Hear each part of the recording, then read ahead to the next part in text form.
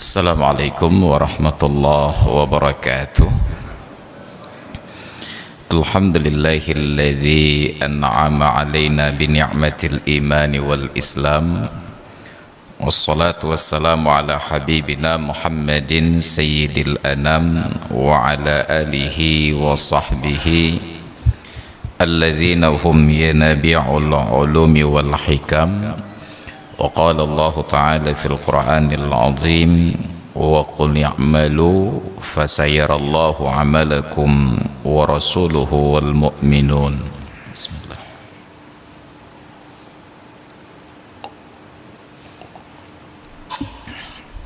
Hadirin dan hadirat jamaah salat maghrib, salat isya dan pengajian yang dirahmati Allah.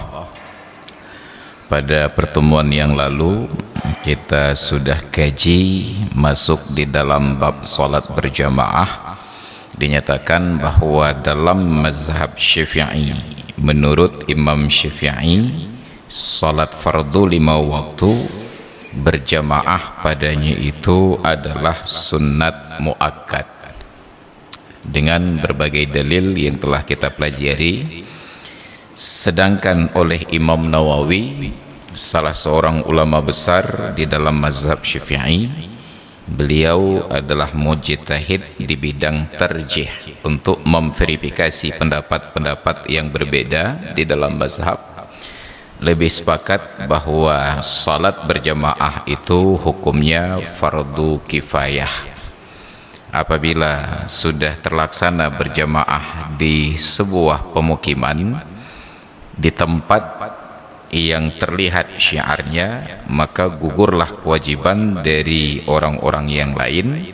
Tetapi bila tidak terjadi demikian, sekalipun setiap warga mengerjakan salat fardu 5 waktu berjamaah di rumah masing-masing, bila di tempat yang seharusnya menjadi syiar, di masjid, menasah dan seumpamanya, tidak ada yang berjamaah, maka fardu kifayah itu belum tertunaikan dan mereka semuanya berdosa.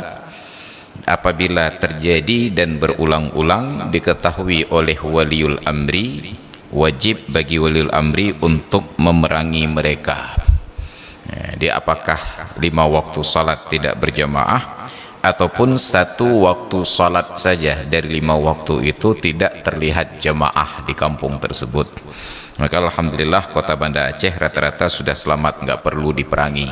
Tapi ada kampung-kampung lain yang di waktu salat tertentu tidak ada jamaah di masjid. Biasanya yang paling rawan itu salat subuh. Padahal kita sangat beruntung karena tinggal di Aceh yang merupakan wilayah Indonesia Barat yang paling barat. Artinya untuk ukuran penduduk Indonesia, seluruh Indonesia, yang paling telat sholat subuh itu orang Aceh. Yang di Aceh, di Aceh. Saingan kita di Banda Aceh ini hanya Pulau Aceh, Pulau Breh dengan Sabang saja, karena bertambah waktu subuh 2 menit lagi. Kita yang paling telat di Indonesia. Tapi bila masih ada kampung-kampung yang tidak terlaksana salat berjamaah 5 waktu, walaupun hanya 1 waktu saja dari 5 waktu tersebut, diketahui oleh waliul amri mesti diperangi. Ini konsep di dalam syariat. Dan bila itu terjadi, maka sungguh kita yang salat berjamaah, tanahnya itu akan semakin luas. Karena banyak kerabat kita yang tidak sholat, diperangi, mati, maka tanahnya menjadi pusaka untuk kita.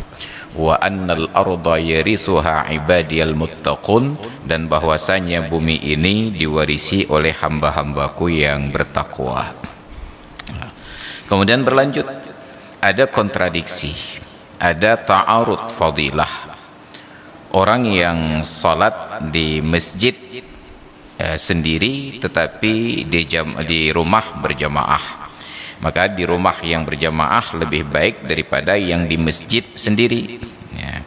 Ataupun yang sholat berjamaah di rumah, jamaahnya lebih ramai sedangkan di masjid jamaahnya sedikit. Menurut Imam Al-Azra'i, lebih baik sholat di rumah yang jemaahnya ramai daripada yang di masjid. Tetapi terjadi perbedaan pendapat, sebahagian menyatakan lebih baik di masjid yang jemaah sedikit daripada di rumah yang jemaahnya ramai. Maka tetap kita lebih mengapresiasi yang di masjid walaupun sedikit daripada di rumah sekalipun ramai, karena nanti ada penekanan pada sisi yang lain. Ketika turun hujan seperti maghrib ini, apabila jemaahnya dilaksanakan di masjid, maka ada dispensasi boleh sholat maghrib yang sedang turun hujan diniatkan jamak takdim dengan sholat isya. Syaratnya sholat maghrib tadi hujan, ketika sholat maghrib kita niatkan jamak takdim, setelah salam salat maghrib masih turun hujan, lanjut dengan salat isya, tetap 4 rakaat, tidak boleh diqasar, karena qasar hanya berlaku untuk musafir. Dijamak dengan salat isya, syaratnya hanya masih hujan paling kurang ketika bertakbiratul ihram untuk salat isya. Selesai salat isya, pulang ke rumah, selesai. Dispensasi rukhsah ini hanya berlaku untuk salat berjamaah di masjid. Kenapa? Untuk menjaga kesulitan orang-orang yang sudah pulang ke rumah untuk kembali ke masjid pada waktu isya. Dia sudah datang ke masjid salat berjamaah maghrib, hujan. Menanti hujan selesai untuk pulang ke rumah itu dianggap masyaqqah. Walaupun di dalam Islam diapresiasi orang yang duduk menanti waktu salat dari maghrib ke isya, tapi digambarkan kemungkinan orang-orang yang ada hajat tertentu dari masjid selesai maghrib pulang ke rumah, berkumandang azan isya, datang lagi ke masjid untuk salat. Karena sedang turun hujan, khawatir perjalanan dari rumah ke masjid menyebabkan pakaiannya basah walaupun hanya bahagian bawah. Kenapa disebut bahagian bawah? Karena air yang turun dari atas tidak terlalu lebat, tetapi di bawah sudah pasti ada air yang tergenang. Ketika berjalan, percikan-percikan sendal itu dari sendal menyebabkan basah bahagian bawah pakaian. Itu sudah menjadi uzur menghadiri sholat berjamaah. Sekalipun dari rumah ke masjid, dia bisa berjalan lewat bawah atap-atap rumah tetangga, bisa menghindari hujan. Gejak ada bina-bina herak terayung rumah gap truk masjid, tetap dianggap sebagai uzur sehingga boleh sholat sendiri di rumah ataupun berjamaah di rumah. Ini syariat mudah, cuma kita saja yang mempersulit. Kita selalu buat perbandingan, masa gara-gara hujan gak datang ke masjid, padahal kalau malam-malam hujan lebat dipanggil oleh pimpinan tetap datang. Ini contoh jebakan Batman, itu perbandingan yang menjebak. Allah Ta'ala ketika perintahkan ke masjid salat berjamaah diberikan dispensasi. Kalau berkumandang azan, datanglah ke masjid salat berjamaah, tapi kalau hujan, salat di rumah saja. Sedangkan pimpinan yang memanggil kita, nanti malam habis maghrib ke rumah ya, hujan gak hujan pokoknya datang. Tapi kalaulah pimpinan ini berikan arahan, kamu nanti malam datang ke rumah ya, tapi kalau hujan beda karacit. Andai kata ada dispensasi tersebut, nggak ada yang ngotot datang ke rumah pimpinan karena sedang turun hujan. Maka kalau buat contoh itu janganlah contoh yang menjebak, seolah-olah kita terlalu berat maksiatnya kepada Allah Ta'ala, terlalu berat taat kepada pimpinan daripada taat kepada Allah. Buatlah contoh itu yang real, yang nyata, yang lengkap dari beberapa aspek, jangan yang menjebak. Jadi tetap di masjid lebih bagus daripada di rumah. Apalagi ada banyak versi riwayat hadis, termasuk salah satunya la salata li jaril masjidi illa bi masjidin. Tidak ada salat bagi orang yang bertetangga dengan masjid kecuali apabila dilaksanakan di masjid. Tentu maknanya bukan hanya sebatas tempatnya di masjid, tetapi ada berjamaah di masjid. Karena itu pada pertemuan yang lalu kita berharap agar masjid-masjid itu memfasilitasi jamaah yang masbuk. Karena masjid kita di Aceh ini, kalau sudah salam imam, maka berapa orang pun masbuk yang baru masuk, jarang yang mereka ini berjamaah. Rata-rata memilih untuk salat sendiri-sendiri. Kalaupun ada yang berjamaah, lebih celaka lagi karena jamaahnya terpisah-pisah. Saya datang dengan 2 orang kawan, karena sama-sama berkain sarung, kami berjamaah bertiga. Nanti masuk rombongan yang lain dengan kawan-kawan, karena sama-sama bercelana panjang, mereka berjamaah pula dengan sesama mereka. Ini jamaah Aswaja, ini jamaah Wahabi. Itu yang repot bagi kita. Padahal di dalam aturan sholat berjamaah, di dalam satu masjid tidak boleh jamaah itu secara paralel. Tetap jamaah itu tuntas satu mulai yang lain, tuntas satu mulai yang lain. Maka di antara adabnya, ketika kita masuk masjid, imam sudah pada posisi tasyahud akhir, bila kita tahu ada kawan masbuk 1-2 orang lain, disunnatkan kepada yang baru masuk itu untuk menanti sampai imam selesai salam. Bukan segera takbiratul ihram dan duduk, tetapi sunnat menanti sampai imam selesai salam. Lalu dimulailah jamaah yang baru setelah salam imam, bukan ketika imam sedang duduk tasyahud. Sedangkan kita karena khawatir tidak ada lagi kawan untuk berjamaah, walaupun ada banyak orang di kamar mandi sedang berwudu, walaupun ada banyak orang, mengetahui imam sudah duduk tasyahud akhir, kita malah terburu-buru, bahkan sebahagiannya berlari-lari untuk masuk masjid agar sempat takbiratul ihram dan duduk tasyahud akhir. Kenapa itu terjadi? Boleh jadi karena salah paham, boleh jadi kurang ilmu, tapi yang besar kemungkinan karena apabila imam sudah salam, otomatis tidak ada lagi jamaah, walaupun masbuk yang datang ada lebih dari 100 orang. Ini menjadi PR bagi kita. Maka kita sangat berharap BKM masjid itu memfasilitasi ada imam rombongan kedua. Diarahkan ada seorang yang menanti di pintu kanan, di pintu kiri. Begitu salam imam, ditunjuk 1 orang untuk mengimami. Siapapun yang masuk, kedih, supaya terbiasa. Menyekalazat kalazim, menyelazim lazat, dibiasakan agar tumbuh kesadaran tersebut. Karena sangat ironi, Aceh yang bersyariat Islam ternyata salat berjamaah itu hanya apabila imam rawatib masih mengimami.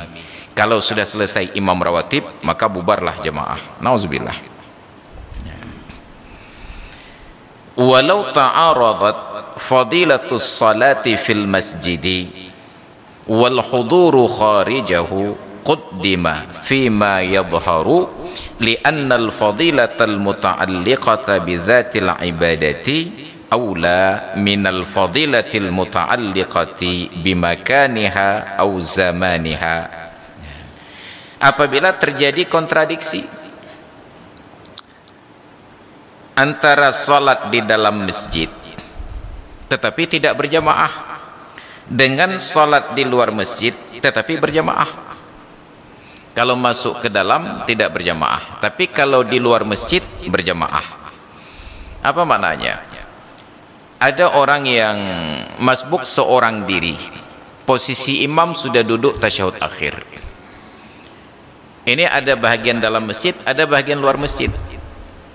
Dia mengkalkulasi, kalau dia masuk ke dalam masjid berdiri di dalam shaf, imam salam, nggak sempat berjamaah. Tapi kalau segera takbiratul ihram di luar, dia bisa ikut imam. Takbiratul ihram Allahu Akbar, langsung duduk tasyahud akhir, tidak berselang berapa saat imamnya salam. Walaupun demikian dia dapat berjamaah. Maka berdiri di luar masjid mengikut imam lebih bagus daripada ngotot masuk ke dalam masjid tapi imamnya sudah salam dan tidak lagi ada jamaah. Maka tentang sholat di masjid bukan tempat tetapi berjamaah. Nah, kenapa didahulukan sholat di luar yang berjamaah daripada di dalam yang tidak berjamaah? Ketentuannya sederhana. Li'annal fadilatal muta'alliqata bidzatil ibadati muqaddamatun ala fadilatil muta'alliqati bimakaniha aw zamaniha. Karena fadilah, keutamaan yang langsung berkaitan erat dengan ibadat tersebut lebih utama daripada fadilah yang terkait dengan tempat atau yang terkait dengan waktu. Makanya ketentuan ini juga berlaku. Nanti di dalam ijtihad Imam Al-Ghazali, ada orang yang kalau salat sendiri khusyuk, tapi kalau berjamaah tidak khusyuk. menurut Imam Al-Ghazali, salat sendiri yang khusyuk lebih utama daripada berjamaah yang tidak khusyuk. Ini menurut Imam Al-Ghazali. Kenapa? Karena beliau satu-satunya ulama dalam mazhab Syafi'i setahu saya yang menyatakan bahwa khusyuk merupakan salah satu rukun salat. Kalau tidak khusyuk tidak sah salat. Khusyuk sah salat. Tidak berjamaah tetap sah salat. Kata Imam Al-Ghazali, lebih baik salat sendiri yang khusyuk daripada yang berjamaah tetapi tidak khusyuk. Makanya kita berbaik sangka banyak warga cat masjid yang tidak hadir berjamaah karena merasa tidak khusyuk, sehingga salat sendiri di rumah. Hanya bagaimana saya berpegang pada pendapat Imam Al-Ghazali, Ustaz. Yang penting dapat mat dia. Itim sembahyang utang raya dua. Kemudian fadilah yang terkait dengan waktu lebih utama daripada fadilah yang terkait dengan tempat.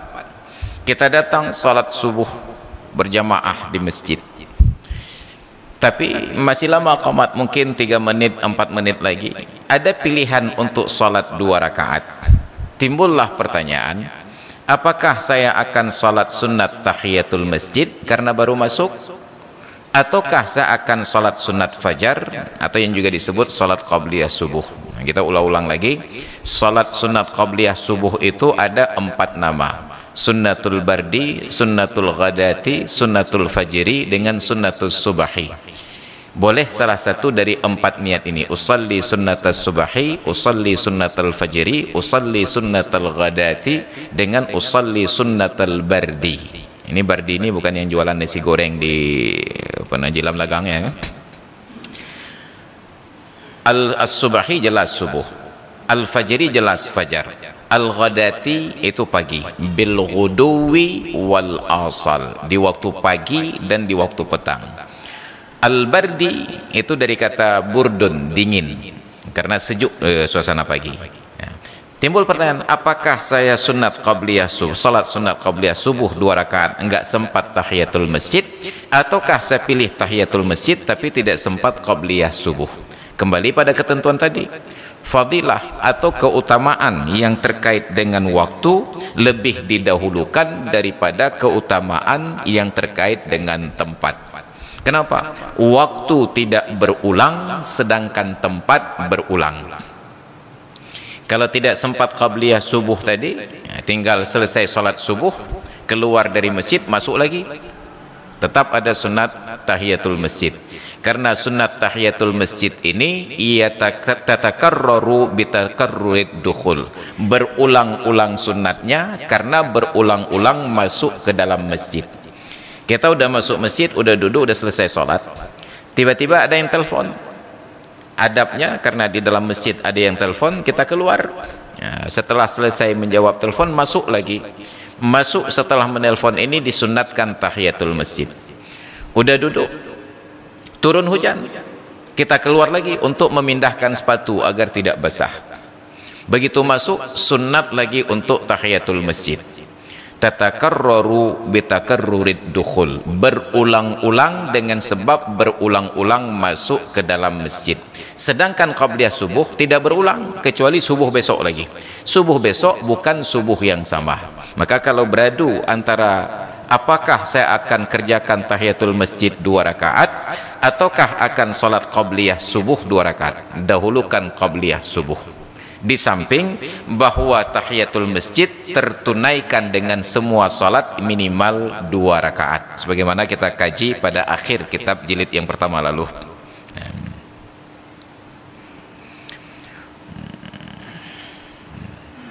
Wa tusannu i'adatul maktubati, dan disunnatkan mengulangi pelaksanaan salat fardu bisyartin, dengan syarat. Yang pertama, antakuna fil waqti, bahwa ketika salat itu diulangi waktu masih ada.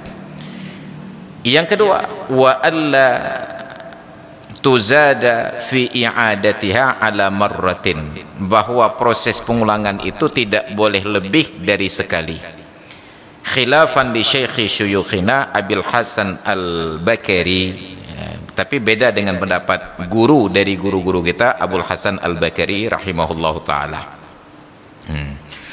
Walau sulliyatil ula jama'atan ma'a akhara, sekalipun dikerjakan salat fardu yang pertama secara berjamaah bersama orang lain, walau wahidan, walaupun hanya dengan seorang saja, sekalipun salat yang pertama dikerjakan secara berjamaah ma'a akhara, bersama orang yang lain, walau wahidan, sekalipun orang yang lain itu sendiri. Imaman kana, apakah dia berstatus imam pada salat yang pertama, au makmuman, ataupun sebagai makmum. Nah, ini masuk dalam pembahasan tentang i'adah salat. Bab ini sering diributkan terkait dengan salat Jumat. Nah, ada i'adah luhu, i'adah duhur, pelaksanaan salat duhur setelah salat Jumat. Kajian ini bukan hanya tentang Jumat. Semua salat fardu yang 5 waktu yang sudah selesai dan sah dikerjakan, sunnat untuk diulangi. Syaratnya ada 2. Yang pertama, masih ada waktu.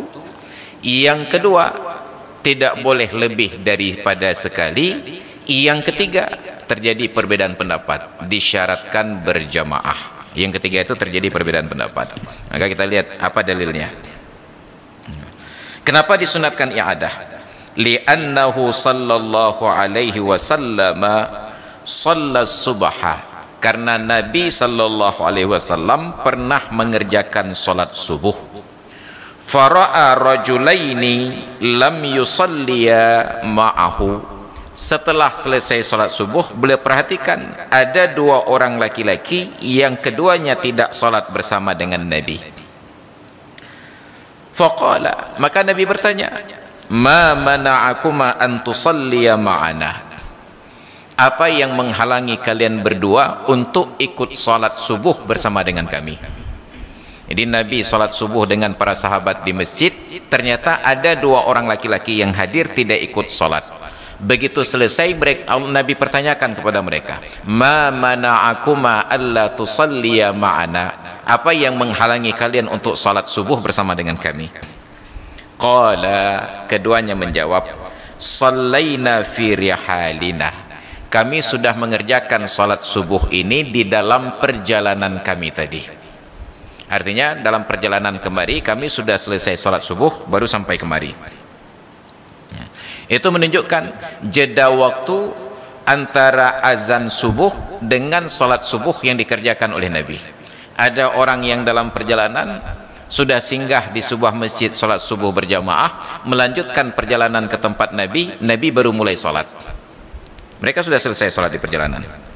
Faqala, maka Nabi nasihati, idza shallaituma fi rihalikuma, kalaupun kalian sudah selesai salat dalam perjalanan kalian berdua, thumma ataituma masjida jama'atin, lalu kalian sampai ke sebuah masjid yang sedang berjamaah, fasalliyaha, maka kerjakan kembali salat tersebut oleh kalian berdua, ma'ahum, bersama dengan mereka yang ada di masjid tersebut, fa innaha lakuma nafilatun, karena salat yang kedua kali yang fardu tadi bersama dengan mereka bagi kalian hukumnya adalah sunnat. Kita sudah selesai salat di rumah, lalu datang ke masjid untuk sebuah hajat, kegiatan dan lain sebagainya. Ternyata di masjid baru qamat. Kita sudah selesai salat isya di rumah, di masjid baru qamat. Fasalliya, maka salat lagi bersama dengan mereka, hukumnya sunnat. Cuma tetap dengan menjaga 2 syarat tadi. Yang pertama, waktunya masih ada, dan yang kedua, tidak boleh lebih daripada sekali. Nya baik na rencana kena sembahyang isya pada rumah tempat. Di rumah sudah selesai berjamaah dengan istri, lalu datang ke masjid berjamaah dengan warga di sini, lalu datang lagi ke masjid Lungbata salat berjamaah isya lagi sana tu. Jadi buatnya minta-minta sembahyang utang. Tidak boleh lebih daripada sekali. Waqad jaa rajulun, dalam kasus yang lain datang seorang pria ba'da salatil asri, setelah selesai salat asar, ilal masjidi, ke masjid Nabi. Faqala alaihi salam, maka Nabi sallallahu alaihi wasallam berkata, may yatasaddaqu ala hadha, siapa yang bersedia untuk bersedekah kepada orang ini, fayusalli ma'ahu, untuk mengerjakan salat berjamaah dengannya. Asar, Nabi dan para sahabat baru selesai salat, datang seorang pria terlambat. Jadi cerita terlambat ke masjid bukan sekarang saja, di masa Nabi jika ada telat-telat. Jadi semua kondisi kita sudah ada representasinya di masa lalu. Telat. Melihat orang ini salat sendiri, Nabi bertanya kepada sahabat yang sudah selesai salat, siapa yang mau bersedekah kepada pria ini? Ia salat berjamaah dengannya. Fasalla ma'ahu rajulun, maka bangkitlah salah seorang di antara sahabat Nabi mengikut imam kepada orang yang baru saja mulai salat tadi. Padahal orang yang bangkit ini sudah selesai salat dengan Nabi, dia ulang lagi untuk ikut imam kepada orang yang baru datang. Maka bahkan kita yang sudah selesai salat, begitu melihat ada yang baru datang salat sendiri, bangkit berimam kepadanya. Aturannya demikian. Tetapi orang sekarang banyak yang melarikan diri dari jamaah. Saya sudah beberapa kali ada kasus demikian. Melihat ada orang sedang salat sendiri di masjid, saya baru masuk, memang mau salat juga. Melihat ada dia yang sedang salat, langsung ikut imam kepadanya. Padahal dia baru takbir. Begitu saya takbiratul ihram, langsung gerukung, tidak dia cigeplung ya. Maka musibah aja dah ya. Maka sekarang saya agak ngeri-ngeri sedap kalau ikut imam ke orang yang baru masuk. Ada satu orang kawan lagi, beliau masbuk, bangkit setelah imam salam, baru rakaat pertama atau kedua yang bacaannya jihar. Melihat beliau bangkit, langsung saya ikut imam kepada beliau. Begitu baca Fatihah, langsung suaranya bergetar. Nyapika masalah cit. Betul-betul sebab ustaz je ke makmum fikir ya. Jadi ada banyak persoalan. Padahal santai saja. Tak kira cuma makmum ikut pang kan cit. Rawahuma at-Tirmizi. Kedua hadis tentang praktek pengulangan salat fardu itu diriwayatkan oleh Imam at-Tirmizi.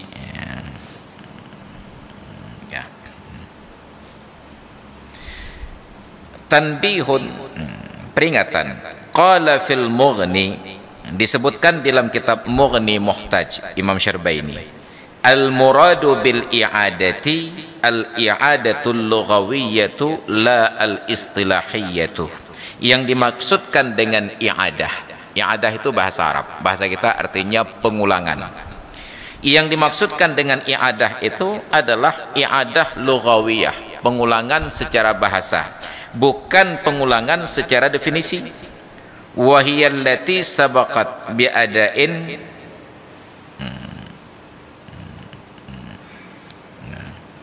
yaitu salat yang sudah selesai bi'adain, secara tunai. Jadi ada dalil tentang pelaksanaan ibadah.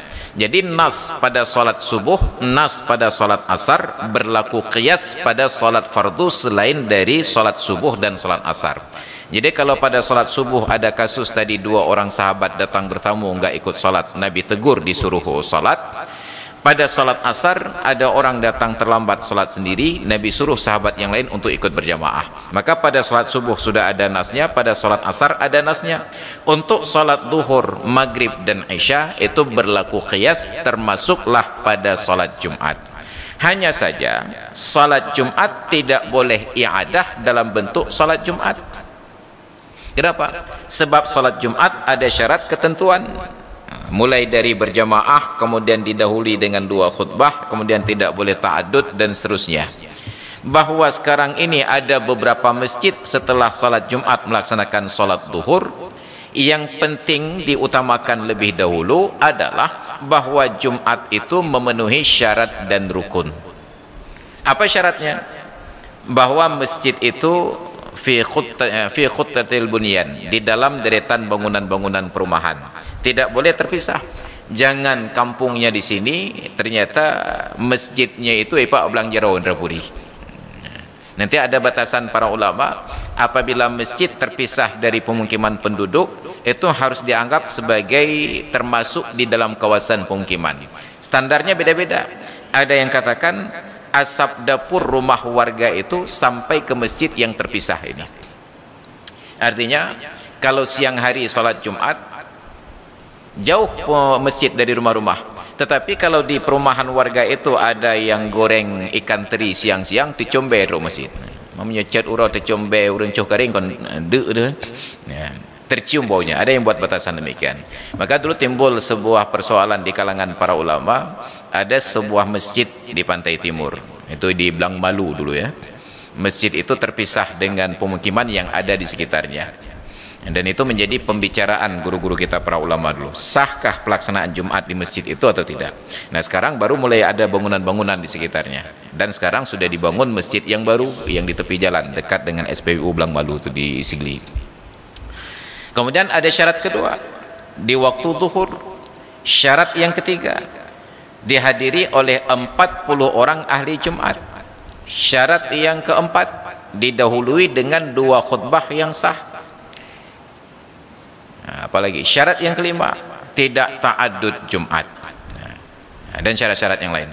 Kalau sudah terpenuhi syarat dan rukun, sudah sah Jumat. Kalau sudah sah Jumat, yang mau salat duhur setelahnya silahkan, yang tidak mau juga silahkan. Cuma masyarakat kita selalu senang kontroversi. Yang senang salat duhur setelah Jumat galak retat sehingga seolah-olah wajib. Yang tidak suka salat duhur setelah Jumat seolah-olah bid'ah dan sembahyang duhur tak mau nurakah. Ini kontradiksi masyarakat kita. Yang penting salat Jumatnya sah dulu. Nah, yang menarik adalah ketika dijadikan salat duhur setelah Jumat sebagai solusi permanen atas kemungkinan salat Jumat itu tidak sah. Saatnya bahkan sembahyang duhur dan Jumat takut hana sah Jumat nengku. Kalau kekhawatirannya tidak sah Jumat, maka verifikasi pelan-pelan dulu satu persatu syaratnya. Buat checklist. Apa yang tidak terpenuhi syarat pada Jumat tersebut? Oh, ini masjidnya tidak standar. Kalau begitu penuhkan standar masjid. Harus sesuai dengan standar bangunan di sekitarnya. Enggak boleh bangunannya beton, tiba-tiba masjidnya kayu, umpamanya. Udah terpenuhi syarat. Apalagi syarat yang kedua, kami khawatir khutbahnya tidak memenuhi syarat. Syarat apa yang tidak terpenuhi? Tidak mualat. Kalau begitu usahakan mualat khutbahnya. Nah, maka kena praktek ulang khutbah lebihnya. Padahal khutbah itu memang formatnya berulang 2 kali khutbah. Nah, tapi ada yang beranggapan khutbah yang pertama karena sudah berselang dengan tausiah dalam bahasa Indonesia yang lebih dari 2 rakaat salat putus mualat. Karena itu secara tradisional di pesantren-pesantren ceramah dulu. Setelah selesai tausiah baru dinyatakan maka mari sekarang kita masuk dalam pembacaan rukun 2 al-khutbah. Artinya tadi belum khutbah. Nah, itu untuk menjaga mualat. Apalagi kemungkinannya? Oh, kemungkinannya ahli Jumatnya enggak sampai 40 orang. 40 orang kamu retuh dekah. Iya meretuh tengku tapi meretuh hana gedoh tentang Jumat. Nah, maka harus kita verifikasi dulu. Jadi menurut Anda ahli Jumat itu apa? Maka kaya buat batas lah. Apa itu ahli Jumat? Banyak orang yang beranggapan bahwa ahli Jumat itu orang yang mengerti seluk-beluk tentang aturan Jumat. Sama seperti makna ahli kimia, itu pun bandung rumus-rumus kimia.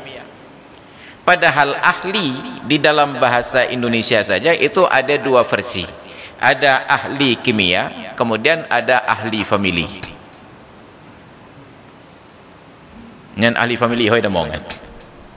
Atau kita ambil makna yang lain, ahli waris. Seorang pria berkeluarga punya anak meninggal dunia, anak baru lahir di dalam ayunan. Ayahnya meninggal dunia. Kita datang bertakziah. Kita bertanya kepada orang yang hadir. Nyan so ne banyak lah ilayun. Oh baik mayang Ustaz. Pakat nyan ahli waris. Itu apa makna ahli waris? Bukan ahli di dalam hukum warisan, tetapi patut dan layak menerima warisan. Maka ahli Jumat masuk dalam kategori ahli waris, bukan ahli kimia. Apa makna ahli Jumat? Orang-orang yang memenuhi 7 syarat. Islam, baligh, berakal, laki-laki, merdeka, sehat, bertempat tinggal menetap. Asal sudah terpenuhi 7 syarat ini, dia ahli Jumat. Maka bapak-bapak yang penduduk asli di cat masjid, apa asli lah, cakap asli madum, mana yang fotokopi, sudah tidak berencana berpindah karena perubahan musim. Hari Jumat besok datang kembali, ada yang bertanya, nyan soyan, oh bek mayang aku, nyan ahli Jumat. Ahli Jumat. Apa keahliannya? Yang ke ahli Jumat. Oh ahli Jumat. Saya mau tanya ke beliau tentang rukun khutbah. Tengku, saya dengar anda ahli Jumat. Ya, saya ahli Jumat. Saya mau tanya, rukun khutbah ada berapa? Wallahu a'lam. Hai kibanci ahli Jumat, rukun Jumat, wallahu a'lam. Pokoknya saya ahli Jumat. Kenapa disebut ahli Jumat? Karena terpenuhi syarat yang 7. Jadi tidak harus hafal tentang rukun khutbah, berapa rukun salat dan lain sebagainya, tapi terpenuhi syarat. Hanya saja ahli-ahli Jumat ini harus sah salat untuk dirinya sendiri. Maka di dalam kitab lain, dalam syarah Bujairimi dinyatakan, wa haitsu atal ami bisyuruti wal arkani ala wajhiha al-matlubi sahhat salatuhum wa tana'aqidu bihimul jumu'atu. Apabila ada orang awam mengerjakan salat lengkap dengan rukun dan syarat, sah salat orang awam tersebut dan terakad Jumat dengan kehadiran mereka. Ada orang awam kerjakan salat lengkap rukun dan syarat, tapi saat ditanya rukun salat berapa, jawabannya tetap sama, wallahu alam. Tapi saat kita tanya, nani baca takbiratul ihram, nani dong, Fatihah, rukun, i'tidal, semua ada. Cuma saat disuruh hafal berapa rukun salat, dia tidak tahu. Banyak kasus demikian, termasuklah kita dalam bab-bab tertentu. Kepada kita masing-masing, kalau tiba-tiba ada yang bertanya, Pak Ustaz, anda sering makan? Sering. Ada berapa rukun makan? Yang pun kena jawab. Rukun makannya, rukun makan. Hei, dia fikir rukun makan. Padahal kadro dapat jawab. Makannya sah, kenyangnya sah, tetapi dia tidak hafal rukun makan ada berapa. Rukun makan. Nasi, sendok sunat buah. Yang kau enggak pakailah benar. Tapi yang penting makan sudah sah. Demikian pula di dalam syarah Bujairimi tadi, ada orang awam dia kerjakan salat, saat ditanya rukun salat berapa, wallahu alam, tapi semua yang masuk dalam rukun salat dia kerjakan, sah salatnya dan terakad Jumat dengan sebabnya. Nah, maka kita tanyakan, ini kenapa ya dahulu hanarap ate tengku kesah Jumat? Bahkan memang ahli Jumat lebih dari 40. Masalahnya di mana? Cuma mereka tidak sah salat untuk dirinya sendiri. Tidak sah salat untuk diri sendiri. Jadi kalau salat untuk diri sendiri tidak sah, diulang 1000 kali pun tetap tidak sah. Mupu faedah ya dahulu. Diulang salat zuhur setelah Jumat karena khawatir salat Jumat tidak sah. Di sisi mana tidak sah? Karena mereka enggak tahu praktek salat, Ustaz. Diulang salat zuhur 1000 kali pun tetap tidak sah. Maka solusi untuk kasus ini bukan ulang salat, tetapi ajarkan mereka tata cara salat yang benar. Maka cari 40 orang ahli Jumat atau 50 orang ahli Jumat, ajarkan mereka salat dengan benar, lalu hari Jumat besok absen mereka. Kadro hanya 20 orang. Oke, kalau begitu diumumkan, hari ini cukup syarat Jumat. Yang tidak mau iadah silahkan pulang. Dah selesai but. Nah, tapi tidak pernah dicari solusi. Oh, bukan itu masalahnya Pak Ustaz. Masalahnya ta'addud Jumat. Kenapa ta'addud? Di dalam satu kampung ada lebih dari satu masjid. Mai cat masjid, cat masjid, 2 buah masjid. Yang pertama masjid, yang kedua kampung, cat masjid. Enggak masjid lah tu. Ya. Na masjid al-a'la, na kampung cat masjid. Enggak 2 buah masjid. Ya. Enggak satu masjid. Masjid Long Bata itu di kampung lain lah. Nah, tinggal pertanyaannya, apakah masjid yang dimaksud dalam satu kampung ataukah masjid yang dimaksud dalam satu kemukiman? Aceh Besar menganut asas satu mukim satu masjid. Atau nanti dalam satu mukim ada 2 masjid, disebutlah kemasjidan. Dulu mukim Long Bata sebelum ada Indonesia, itu mukim, belum ada camat. Mukim Long Bata, semua ahli Jumat sekemukiman Long Bata tertampung di Masjid Tua Long Bata yang dalam pekarangan tersebut. Yang kedua penduduk Long Bata pun. Makanya asal Long Bata luar-luar tak tanah pun. Bayangkan 40 kakak lebih semua penduduk Long Bata, kepala keluarga Long Bata saat itu tertampung di dalam masjid kecil yang sudah menjadi situs sejarah tersebut. Itu semua penduduk Long Bata di masa itu. Neci bayang etna luah-luah tanah hurinya mun. Lalu berkembanglah sekarang di kemukiman Lungbata yang sudah menjadi juga kecamatan Lungbata, bertambah masjid-masjid yang lain. Masjid Al-A'la, Masjid Ar-Rahman Pantiri, Masjid Babut Taqwa Batoh, Masjid Kecil Lemik, pula masjid bertambah. Ada masjid, banyak masjid yang bertambah. Dulu tertampung semua dalam masjid tua. Aceh besar masih menganut asas satu mukim satu masjid. Banda Aceh bahkan ada yang satu kampung sudah lebih dari 2 masjid. Yang paling banyak masjid kan Kampung Kuta Alam, 6 masjid. Mulai dari Masjid Baitul Alam, masjid tua, kemudian ada Masjid Babut Taqwa Asrama Polisi, Masjid Al-Fitrah Asrama Tentera, Masjid Asy-Syifa Kesdam, Masjid Al-Azhar Kesbang, sampai masjid yang sudah berpulang ke rahmatullah, Babur Rayyan BPD. Karena terjadi kebakaran, masjidnya tidak sempat melarikan diri, tutung. 6 masjid satu kampung. Tapi li hajatin, karena ada hajat, karena satu masjid tidak sanggup menampung jamaah sebab populasi yang padat. Maka ta'adud masjid li hajatin tidak ada masalah. Yang jangan ta'adud li ghairi hajatin. Jamaah masih tertampung tapi dibuat juga masjid yang lain. Kita alhamdulillah dicot masjid, pekarangan masih sangat luas, masjid juga masih sangat luas. Kita perluas lagi. Lebih bagus terkumpul dalam satu masjid supaya terjadi silaturahmi. Makanya kita sangat berharap selesai salat Jumat itu jangan langsung geretuk 3 semayang jakwo. Itu menjadi hari raya pekanan, beda bukan mingguan deh, hari raya setiap pekan bagi umat Islam. Ketika hari Jumat bersilaturahmi satu kampung di masjid, setelah selesai salat adalah jabat-jabat tangan. Yang kan bid'ah mak jaro oleh semayang tu, yang pihak hidup tu pak cik. Mapa janji dalam kan mak jaro kan semayang. Hanya satu kali Jumat sekali ketemu.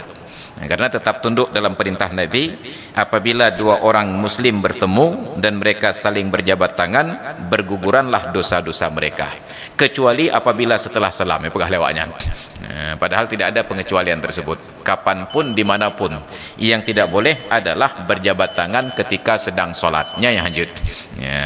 Tengah-tengah semayang hidang masbuk benih majarau nya hanjut. Kalau sudah selesai solat, apa urusannya lagi? Assalamualaikum warahmatullahi, Assalamualaikum warahmatullahi. Kalian-kalian lebih sunyung je. Kita sudah salam mungkin orangnya mentang tengah at-tahiyatuh nah kan. Itu yang kata sunyung je dah. Hai terima ngah nak mangat, ada terima tengah sembahyang. Maka ketika ingin mengulurkan tangan untuk berjabat tangan, lihat-lihat dulu keadaan. Sudah salat Pak Ustaz, dia sudah salam tadi. Sudah salam tapi sedang berdoa, tengah khusyuk berdoa kepada Allah. Karena tanya kata sunyung hani bala-bala tercukeh tu apa je. Nyampi bro dak kai. Maka lihat-lihat keadaan. Jangan kita merasa bahwa jabat tangan itu yang paling baik. Baik, tetapi ada tempat dan waktu. Cuma kawan kita yang salafi ini kapanpun asal setelah solat tetap salah jabat tangannya. Hanya demah hidup fikir doanya. Makanya mereka disingkat menjadi salafi, salah fikir. Jadi yang diatur hanya di dalam solat. Setelah selesai solat, selesai aturannya. Silahkan berjabat tangan. Itu menjadi silaturahmi setiap pekan. Maka setiap solat fardu sudah selesai kita kerjakan, sunat untuk i'adah, diulang sekali lagi dan masih ada waktu.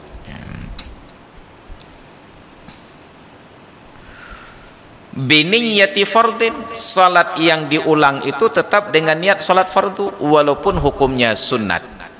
Udah selesai salat isya nanti, salat fardu isya, duduk-duduk, ada kawan yang masuk salat sendiri. Untuk menyedekahkan pahala jamaah kepadanya, kita bangkit lagi salat isya, ikut imam kepadanya. Salat yang kedua ini hukumnya sunat tapi niatnya tetap fardu. Usalli fardal isya'i ma'muman lillahi ta'ala. Jadi bukan diniatkan usalli sunnatal isya'i i'adatan lillahi ta'ala. Jadi tetap usalli fardal isya'i ma'muman lillahi ta'ala. Wa in waqa'at naflan, sekalipun jatuh hukum salat itu sebagai salat sunat.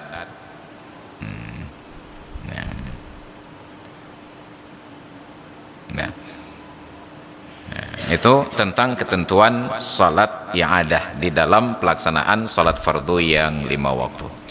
Hadirin dan hadirat sekalian, jamaah salat maghrib dan salat isya yang dirahmati Allah, sudah tiba saatnya kumandang azan isya. Sekitar 2 menit yang lalu kita padakan kajian sampai di sini. Jadi kita ingin tegaskan kembali, kalau dalam perjalanan besok hari Jumat kita bersilaturahmilah ke masjid-masjid yang berbeda agar ada safari Jumat, supaya ada variasi, kita melihat perbedaan antara satu masjid dengan masjid yang lain. Ketemulah masjid-masjid yang setelah salat Jumat ada salat zuhur lagi, maka kita paham itu namanya i'adah lehu dalam bahasa Aceh, i'adatut zuhri di dalam bahasa Arab. Yang salat zuhur setelah Jumat ini tidak wajib, hukumnya sunat. Yang mau kerjakan silahkan, yang tidak juga tidak apa-apa. Yang jangan mencemooh. Apa pegak lah yang kan buatnya. Ka tiura 6 bawah teh semayang bah. Hanya minta penyakit. Nah. Yang tidak mau silakan, yang mau juga silakan. Ketika ada yang keluar, jangan pula dicemooh, pandainya cik Wahabi itu dah lehu. Kita berada pada kontradiksi yang seperti ini. Dan saya senang tampil beda di masjid-masjid yang ada salat zuhur setelah Jumat yang jemaah pengikutnya ramai. Biasanya saya nggak mau ikut kecuali kalau saya didaulat jadi imam. Itu pun saya nggak keluar lagi karena terlalu norak nanti, terlalu kentara. Saya keluar, tidak ikut salat zuhur, supaya orang-orang yang salat zuhur setelah Jumat ini melihat saya keluar. Sengaja saya pilih lewat depan imam untuk keluar. Baik kalian, oh matengkunya hanya ada luhur rupanya, supaya mereka bertanya, dengku apakah hanya ada luhur? Nah, kita bisa berikan uraian. Di tempat yang pengikut salat zuhur setelah Jumat sedikit, saya ikut, agar orang-orang dan kawan-kawan yang tidak salat zuhur setelah Jumat mempertanyakan, Ustaz, itu salat apa lagi tadi habis Jumat? Saya berharap demikian, tapi kedua harapan itu tidak terwujud. Masing-masing mengambil kesimpulan. Tengkunya jika melain lebihnya. Di tempat yang ada salat zuhur setelah Jumat, saya enggak ikut, bukannya jika Wahabi lebihnya. Di tempat yang enggak ada salat zuhur setelah Jumat, pelakunya sedikit, saya ikut. Juga dicemooh pandena, yang cewek ahli bid'ah. Jadi kita tidak membuka ruang untuk diskusi dan bertanya, langsung main ambil kesimpulan sendiri, bersuudzon kepada saudaranya. Padahal yang dikerjakan ada aturan. Bahwa kita tidak mau itu urusan kita, bahwa kita tidak paham itu persoalan kita. Harusnya kalau tidak paham bertanya. Innama syifa'ul ayyi as-su'al, obat pa'a itu bertanya saja. Asal sudah tidak tahu be itu manyong. Innama syifa'ul ayyi as-su'al, obat pa'a itu manyong. Pa'a itu bahasa Inggris. Baik hadirin dan hadirat sekalian yang dirahmati Allah, demikian pengajian kita di malam ini. Mudah-mudahan jadi ilmu yang bermanfaat, dan insyaallah kita lanjutkan pada pertemuan-pertemuan yang akan datang. Wallahu alam bissawab wa ilaihil marja'una wal ma'ab. Hadanallahu wa iyyakum ajma'in. Assalamualaikum warahmatullahi wabarakatuh.